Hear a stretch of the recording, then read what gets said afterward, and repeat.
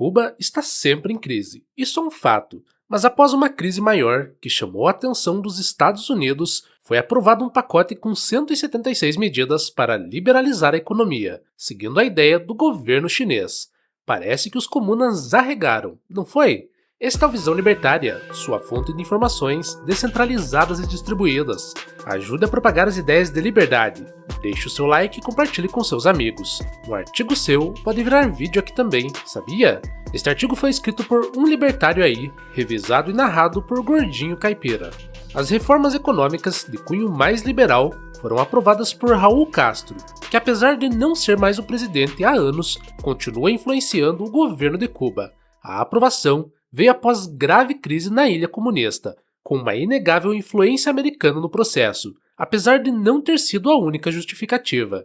Esse foi o maior pacote de reformas econômicas em Cuba desde a Revolução de 1959, que deu início ao governo ditatorial dos irmãos Castro. Por motivos óbvios, essa não é a primeira crise e nem será a última. Afinal, a crise é uma constante em governos socialistas, especialmente em Cuba. Mais tarde, mostrarei as razões pelas quais as crises são constantes, para não haver dúvidas. Existem diversos relatos e provas de que há fome em Cuba e de que pessoas foram torturadas e executadas a sangue frio desde o início da chamada Revolución, inclusive por pessoas admiradas e retratadas em estampas de camiseta, como por exemplo Che Guevara.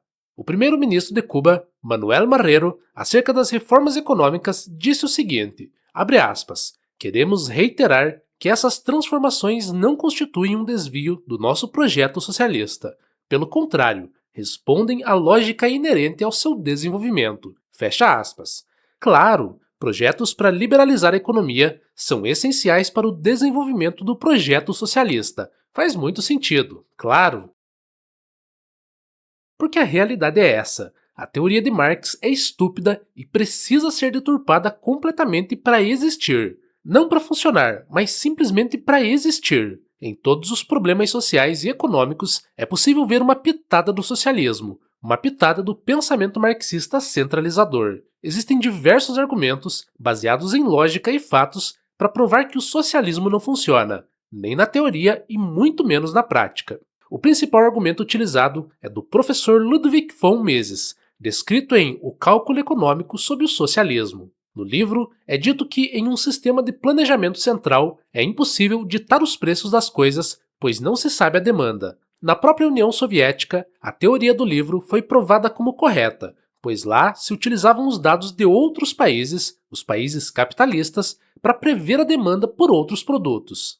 O outro argumento vem da falha do conceito de mais-valia, que seria o único motivo pelo qual o socialismo seria desejável, já que, supostamente, parte do trabalho realizado é roubado pelo patrão. Essa teoria se sustenta no valor intrínseco do trabalho, só que não existe valor intrínseco das coisas. Todo valor é subjetivo. Quando você aceita um emprego, ao invés de empreender, existem algumas possibilidades, descritas por Murray Rothbard em A Ética da Liberdade. A primeira é o fato de você talvez não ter o capital necessário para empreender. A segunda é o fato de você querer evitar riscos inerentes ao empreendimento. E a terceira é a alta preferência temporal, ou seja, preferir ganhar dinheiro pelo trabalho realizado agora do que ganhar lucros depois. Então, na prática, mais-valia não existe, e o socialismo é injustificável. O outro problema do socialismo provém de um fenômeno conhecido como tragédia dos bens comuns. Quando você tem algo que é de todo mundo, ninguém cuida. E é basicamente isso. Se você der comida de graça para todo mundo, a demanda é alta demais e a comida acaba. Por isso, existem filas e filas para pegar comida e cartilhas altamente restritivas de racionamento em qualquer país que socialize a comida. Na própria ilha de Cuba, suposto paraíso de Fidel Castro, as cartilhas de racionamento para a comida são mais restritivas do que as cartilhas de racionamento para os escravos de algum tempo atrás, de acordo com Humberto Fontova no livro Fidel, o tirano mais amado do mundo. A mesma coisa acontece com hospitais de graça. Opa, chegamos no SUS. E o mesmo acontece com qualquer coisa comunitária, de todos, de graça. Claro que não é de graça, né? Tudo tem que vir de algum lugar. E esse lugar é o roubo, digo, imposto. De cada qual segundo sua capacidade, para cada qual conforme sua necessidade. É uma ideia estupidamente autoritária, pois exige que, de cada qual, conforme sua capacidade, seja obrigado a dar os frutos do seu trabalho para cada qual conforme sua necessidade. A planificação econômica, além do problema relacionado ao planejamento central, possui um problema ético. Ninguém deve ser obrigado a pagar nada, como infelizmente acontece hoje com os impostos. A autopropriedade exige que você seja o dono dos frutos do seu trabalho, e no socialismo, você é obrigado a dar os frutos do seu trabalho para o suposto bem coletivo. Se você diz que a autopropriedade não existe, dos dois, um. Ou você quer que todos sejam donos de todos, o que é claramente impossível, ou que haja a escravidão, que você provavelmente rejeita. Além disso, qualquer refutação à ideia de autopropriedade é inválida, pois configura uma contradição performática, que é quando você se refuta na própria performance do argumento. Por exemplo, ao você escrever uma carta dizendo que não sabe escrever, a própria performance de escrever a carta contradiz o argumento que você escreveu na carta. Se quiser saber mais sobre o conceito de autopropriedade, recomendamos o vídeo O que é a ética argumentativa, feito pelo Peter em seu canal Ancapsu Classic. O link está na descrição. Mas voltando ao tema, o fato de ser impossível refutar a autopropriedade sem entrar em contradição a eleva ao status de um axioma incontestável, conforme Rothbard descreve em A Ética da Liberdade. Voltando à tragédia dos bens comuns, vamos supor que um professor de economia, por achar que seus alunos são socialistas demais, decida implementar o que, na teoria, seria uma ótima ideia: socializar as notas de todos os alunos. Evidentemente, o incentivo para estudar, tirar nota boa e passar de ano se perde completamente. No início, os alunos mais inteligentes se esforçam e no final, todos tiram nota 7. Os inteligentes acharão que foi tempo perdido, pois estudaram muito para tirar uma nota mediana. Nas outras provas, com menos incentivo ao esforço, todos tiram 3 e começam as brigas, um aluno acusando o outro de não ter se esforçado o suficiente. Nas outras, todos tiram 1. No final, todos perdem, logicamente, ao contrário do capitalismo, em que no longo prazo todos ganham à medida em que as trocas vão acontecendo e o esforço vai se juntando. Devo esse exemplo ao vídeo Meritocracia Existe? Também do Peter Turguniev no canal Ancapsu Classic. Quando as pessoas não são recompensadas pelo trabalho que realizam, evidentemente perdem o incentivo e param de realizar o trabalho, ao menos com a excelência com que faziam anteriormente.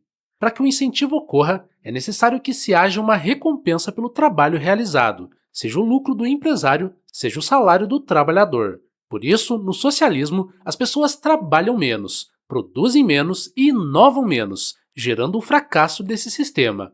Esse sistema é tão ruim que depende de uma ditadura e de muros gigantescos, não para que as pessoas não entrem, mas para que não saiam. A repressão em sistemas socialistas é um fato. Na Coreia do Norte, se alguém ousar tentar sair de lá, é enviado juntamente com os seus parentes para campos de concentração. O Muro de Berlim também é um claro exemplo disso.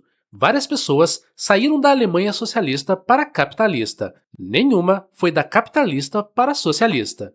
Em Cuba, pessoas improvisam jangadas para tentar sair de lá e o governo impede, como no massacre do Rebocador 13 de março, em que mais de 40 pessoas morreram depois da interceptação da jangada pelos militares do governo. Massacre também descrito no livro Fidel, o tirano mais amado do mundo, de Humberto Fontova. Se a crise cubana foi tão ruim a ponto de chamar a atenção dos Estados Unidos e do mundo todo, é porque o problema deve ser combatido. E todos nós sabemos que a liberdade é o único meio de combater tais problemas. Após repetidas falhas socialistas em países como Coreia do Norte, Cuba, China, Vietnã, Venezuela, União Soviética, entre outros, dizer que o socialismo foi bom é negar completamente os fatos. E sim, a China falhou no socialismo. Teve que implementar diversas medidas de mercado e só assim conseguiu prosperar economicamente. Porém, a China está numa imensa bolha demográfica devido à sua política do filho único e tende a cair como potência inevitavelmente, ao contrário do que muitos jornalistas afirmam por aí. As pessoas da China vivem em condições deploráveis de censura, limitadas a usar somente o que o governo deixa elas usarem e limitadas a falar somente o que o governo deixa elas falarem. O sistema de crédito social chinês deixa bem claro como o governo socialista quer que o cidadão haja. Então, apesar de imensas reformas de mercado devidas à falha do socialismo na economia, a China continua sendo um país socialista. O mercado ainda é muito regulado pelo partidão e as liberdades são constantemente cortadas da população. Obrigado pela audiência. Este é um canal colaborativo. Participe você também. Cadastre-se agora mesmo em nosso site visãolibertaria.com e envie os seus artigos por lá. Os colaboradores recebem recompensas em Bitcoin. Inscreva-se no canal e clique no botão da campainha para ser avisado de novos vídeos. Até a próxima!